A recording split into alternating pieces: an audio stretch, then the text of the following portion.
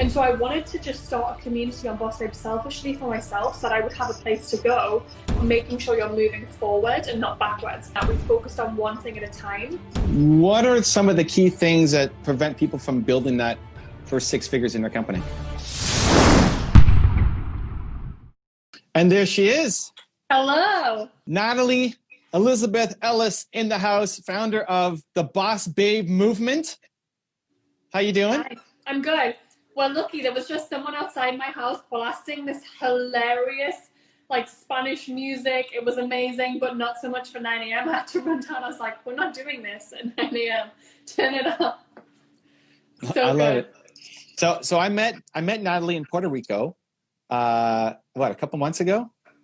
Just before January, Puerto Rico? Yeah. January. And we were at Brendan Burchard's mastermind event, I guess his private mastermind event. That was a ton of fun. And I loved the mission that she's on and building her Boss Babe community. So for people who aren't as familiar with Boss Babe and what you're doing, what have you built? So Boss Babe is a community for female entrepreneurs. So it started out as an Instagram account 4 or 5 years ago and slowly just built into this incredible business. We now have over 15 million users of our hashtag Boss Babe. We have a membership, courses, we have physical products, we have licensing.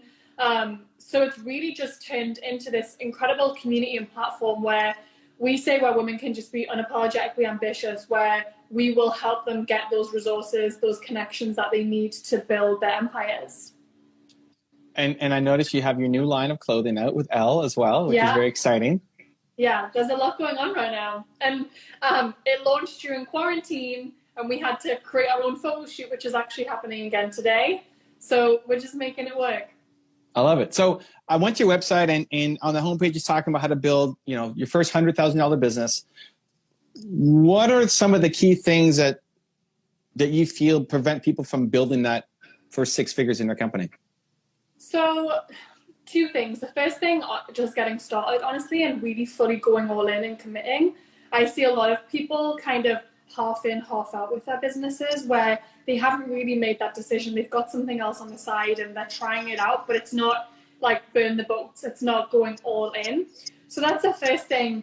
And the second thing that I see a lot is people not prioritizing sales, not prioritizing revenue. And instead, if you're a VC-backed company, that's fine. But if you are solo funded and you're growing organically, prioritizing systems and prioritizing design and all of those nice to haves, I think can really hold people back. And they're constantly investing, trying to get things perfect before they then go out and make money. Whereas I think in the beginning stages, really when you're growing to your first six figures, it's all about proving your concept and proving that you have a product and offer that people actually want. And it's going to take time to get it right.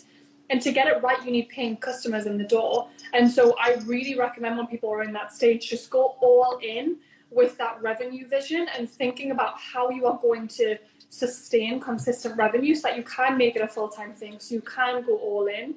And when you hit that 6-figure mark and you've generally got that consistent 8K at least revenue coming in a month, it gives you a lot of freedom to play with where you can then go back and design the logo and go back and do those nice things. But in the beginning, it's not super important. How did you transition? Because I think this is super interesting for people, from just having an Instagram account and posting content and inspirational and, your story and all that, to then building a real business and building a real movement. And it's happened, yes, over a period of years, but it's still relatively quickly. So how did you make that transition from just being, people could look at you and say, oh, she's just an influencer talking to women entrepreneurs, to now building a sizable business as a result of it? Yeah, so it was actually my second business. And for me, Boss Babe was that thing on the side that I was doing while I had my other business. So I had a product-based business where I was manufacturing supplements. We were in stores across the UK, shipping to over 60 countries. And it was great, but it had so many cash flow issues because with physical products, it costs so much to manufacture. You've got to always be bringing the money in first. And I remember one day I was like, I'm just going to create a recipe book. I'm going to put it up on that website and that'll help me bring more cash flow in so I'm not having to constantly reinvest. And so I did that, and I seen the power of e-products because I started making all of these sales. I had nothing to ship. Didn't have all of these big overheads. I was like, this is really interesting. So there was that part of the business that started to open me up to this industry, because I had no idea that people could sell information. I just wasn't aware of it. And then on the other side, I was growing this Instagram account that was really, really taking off, and a lot of people were asking for that. And I remember the biggest thing I was facing was, it was just so lonely. I didn't really have anyone to turn to while I was trying to figure out, you know, how to pay for these invoices, how to bring in investors and loans and all of these different things. There was just no one talking about that. And so I wanted to just start a community on Boss Babe selfishly for myself, so that I would have a place to go. And so we just started really small as a small membership, and it started to grow really quickly. And it was at that point I was like, I don't want to do this on my own. Like, this is, you know, we had a lot of followers. We were starting to make a lot of revenue. I didn't want to do it on my own. And so I met Danielle at a Brendan Burchard event, which is so amazing, a few years ago. And we just clicked right away. And she had her own business at the time. She had a brick and mortar business. She's a chiropractor. And we decided to come together and use all of our skills. So I think our backgrounds of being in product, in brick and mortar, then moving online really helped, because we were able to see issues that we might come up against. And once we decided to come together, we just did that whole burn the boat strategy. We were like, this is the business we're going to go all in on. And then from there, it was really about re-educating a whole audience. So instead of just being a page or an influencer, we started to really re-educate them as to who we are, what we stand for, what they can expect, and really condition them to expect paid content from us. So it's not going to be constant free content, and yeah, there is going to be a sell at the end. And we were just really unapologetic about that. And the reception we got was amazing. Our audience were obviously craving it. And since then, we've just very much listened to what they want and pivoted in that direction. So the course we created, the planner we created, everything's been very much them telling us for so long, can you please do it? And us finally being like, yeah, we'll do it. And so that's how the business has really developed. And what was the first thing that you started to sell? Was it the membership? The membership was first. It was, right now we have a membership called the Society. It actually wasn't the Society. It was a whole different one. It was a cheaper $10 a month membership. Then we upped that to a $34 a month membership.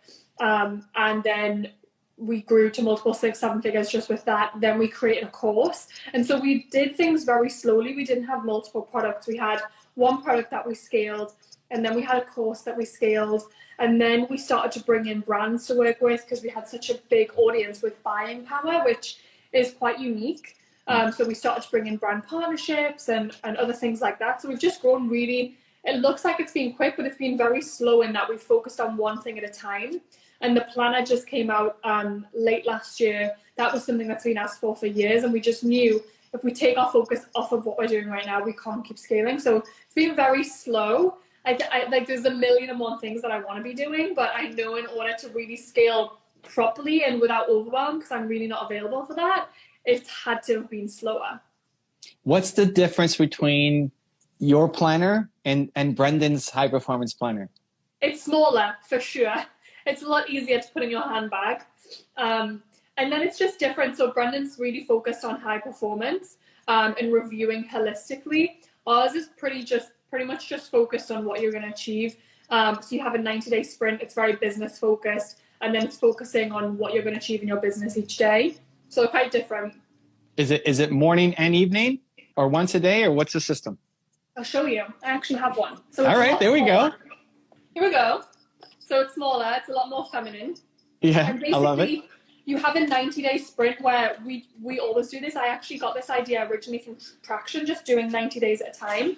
And then every day you come in, you do 3 gratefuls, 3 gratitudes, but you do them preemptively. So it's things that you haven't really got yet. So I want to sign 10 clients today, or I want to make X amount of money today. You put them in the gratitudes as if it's happened. So I am so grateful that I locked in 3 new clients today.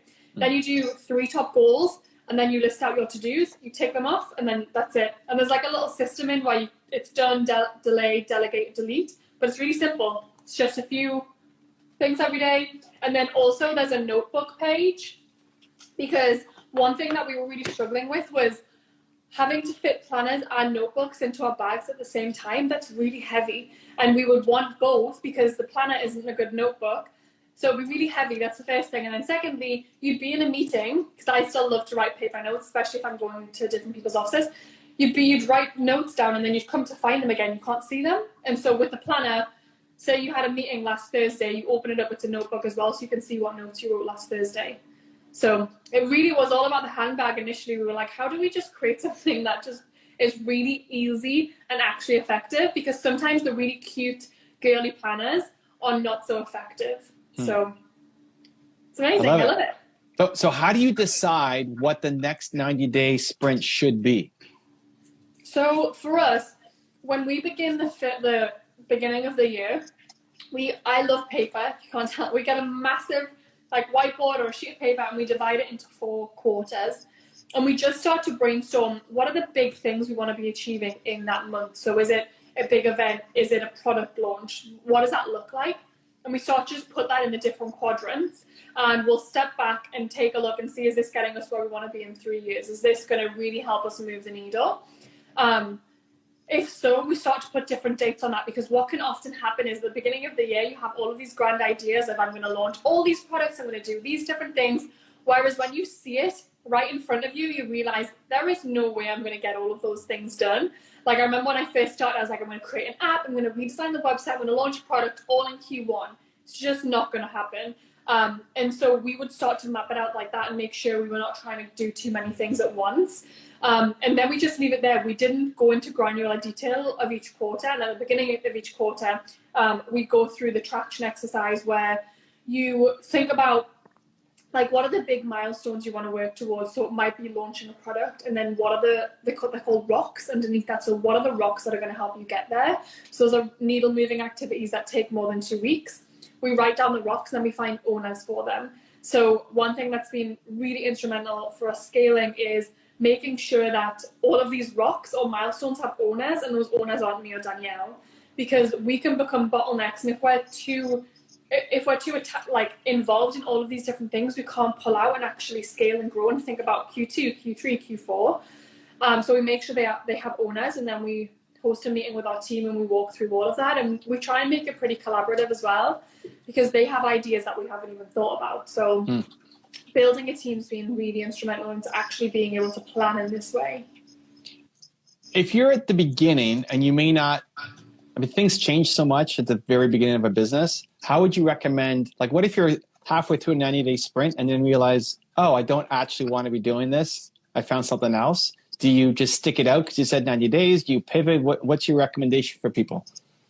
I would pivot. I think in the beginning stages of a business, sometimes you're really led by opportunity, in that you set out, in the next 90 days, I'm going to achieve X, Y, Z. But then like certain opportunities come your way and you're like, that actually would really help me get somewhere, and that feels really aligned. Or a client wants to come work with you even though you didn't ever think you'd want to work with this kind of person, but the offer they make you is like, wow, I actually think I would enjoy that. And so I think in the beginning, it's all about giving yourself space to breathe, but making sure you're moving forward and not backwards. So not about in 30 days, you're like, this is a lot of work, I don't know that I want to be doing this. Are you wanting to pivot because it's, you want to give up, you want to go backwards? Or are you pivoting because something's come along that actually is going to give you a leap in your business? Because in the beginning, I remember for me, nothing was so structured. It was very much just, I was focused on putting one foot in front of the other. And I had these visions, but I didn't really know how I was going to get there. I didn't know what my master plan was. And I think that really served me, because I was willing to just not know what I didn't know. I think that's really important. So I would say, if you're really early stage and you're just like figuring out how you're going to get that regular income, be okay with pivoting and be okay with changing. Just have those big non-negotiables up there when maybe that's your revenue goals, maybe that's making traction in a certain way, and the rest of it you're open to figuring out. So do you recommend still doing a 90-day plan and just be willing to pivot, or do you just say, I don't know, you have your goals and be open to opportunity?